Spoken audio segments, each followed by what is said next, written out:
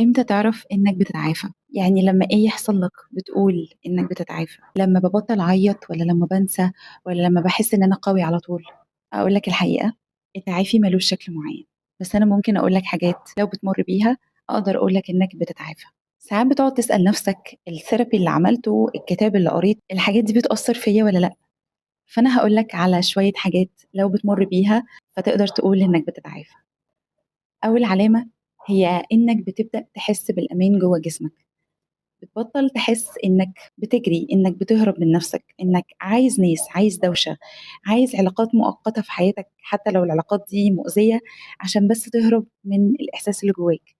بتحس هنا بأمان، بتحس براحة، تحس انك مش مهزوز زي الأول، مش متوتر زي الأول. مش لازم تكون المشاعر السلبية اللي جواك اختفت، مش لازم تكون كل حاجة حصلت 100%، بس على الأقل حاسس بتغيير. بتحس بأمان يخليك تشوف إنك راجع لنفسك. عارفين إحساس شبه كده وإحنا صغيرين لما كنا بنحس إن إحنا أجمل ناس في الدنيا، أنا شكلي أحلى شكل، أنا أشطر بنت في المدرسة، أنا أقوى واحد في صحابي، أنا بعرف أعمل كل حاجة أحسن حاجة.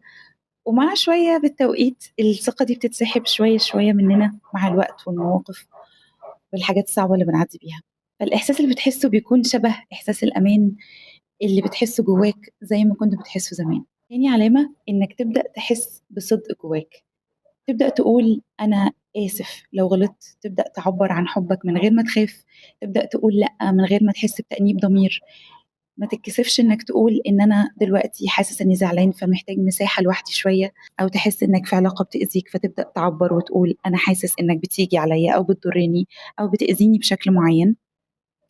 تبدأ تحس إن جوه بقى شبه بره، وإنك مش ماشي أو عايش في قالب الناس حطاهولك. العلامة الثالثة إنك تبطل ترضي الناس على حساب سعادتك وراحتك، تبدأ تعرف أنت رايح فين وبتعمل إيه. ومش مهم قوي إنك تاخد فاليديشن أو كل الناس توافق وتبصم لك على أي حاجة أنت بتعملها. هتبدأ تشوف قلبك وحياتك إن هما بيت شكله حلو وكبير لأنك بتشتغل عليه ولسه هتكمل شغل عليه. وبتبدأ تشوف إنك مرحب بالناس اللي هتدخل البيت ده طالما الناس دي عارفة قيمتك وبيحبوك وشايفينك على حقيقتك ومش عايزين يعني يمسكوا لك مقاسات يفصلوك بيها.